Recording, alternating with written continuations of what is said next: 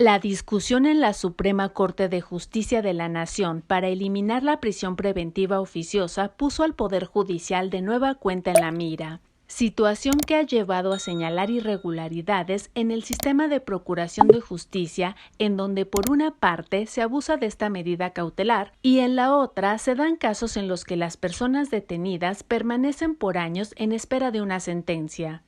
La Suprema Corte pospuso para el jueves la votación donde definirá si eliminará la prisión preventiva oficiosa.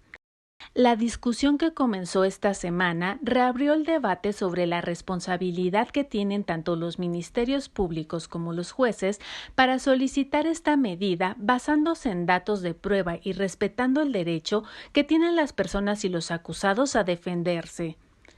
Ángeles Estrada, por ejemplo, estuvo 23 años privada de la libertad en 2 centros de reinserción social en el Estado de México y la capital.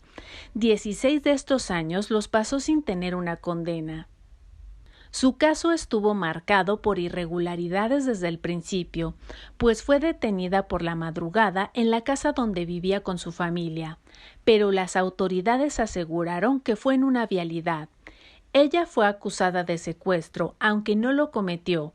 En real se vive una gran incertidumbre, de eso pasa a una depresión, de darte cuenta que no avanzas, que tu proceso no avanza, no pasa nada, que las pruebas a lo mejor luego no son suficientes, que no hay una muy buena defensa por parte de los licenciados de oficio. Luego los licenciados no saben ni nada del caso, no sabían, luego no estaban presentes en las audiencias, de hecho pierde las esperanzas, ¿no?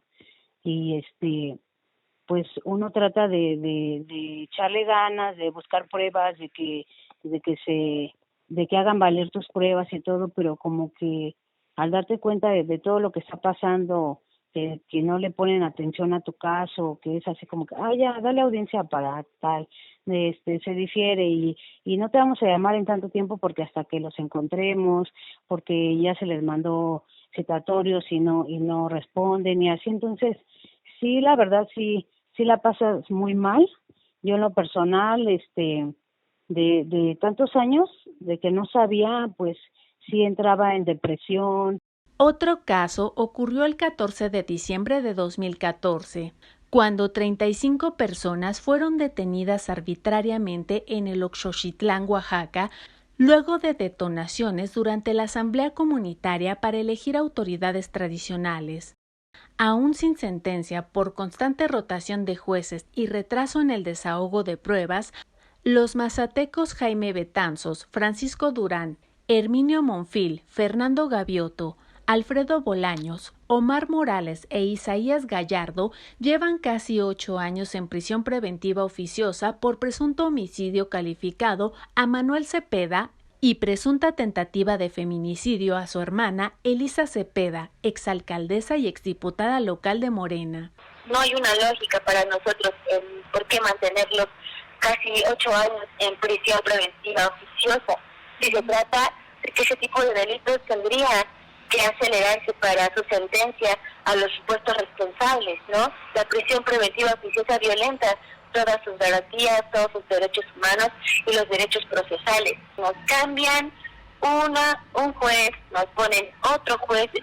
Hasta la fecha llevamos como 6 jueces, sino que hasta 7, porque una vez regresó se repitió uno de ellos.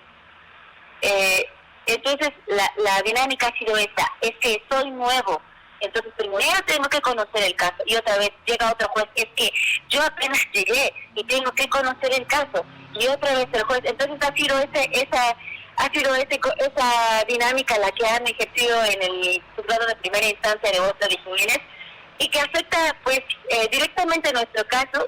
La discusión sobre mantener la prisión preventiva oficiosa prevista para ciertos delitos en el artículo 19 constitucional comenzó este lunes, días después de que la Secretaría de Seguridad Federal y el presidente Andrés Manuel López Obrador acusaran al Poder Judicial de corrupción por dejar en libertad a personas relacionadas con delitos y atribuyó a este problema la falta de sentencias para personas en prisión preventiva.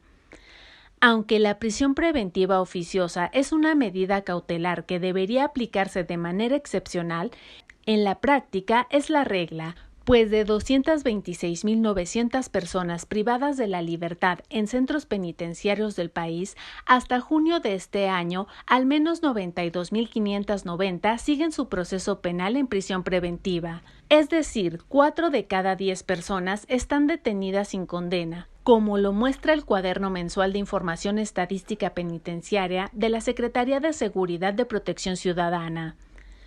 Organismos como la ONU se han pronunciado contra esta medida.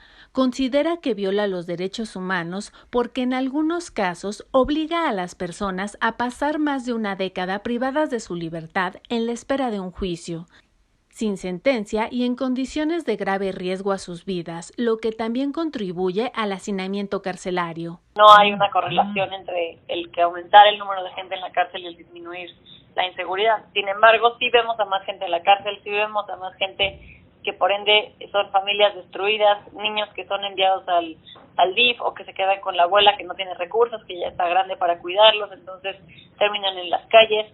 Sí vemos gente que pues se les arruina la vida con la cárcel, porque esa es la realidad, que sale y ya nadie le quiere dar trabajo, gente que pues deja de estudiar por estar en prisión, gente que se mete al mundo de la delincuencia por estar en prisión, aunque antes no era parte de la delincuencia, ¿no? Entonces, tenemos que dejar de ver las cárceles como la solución al problema de inseguridad en el país, porque la realidad de las cárceles es que replica los mismos contextos de pobreza y de violencia que llevaron quizás a la gente a prisión en primer lugar.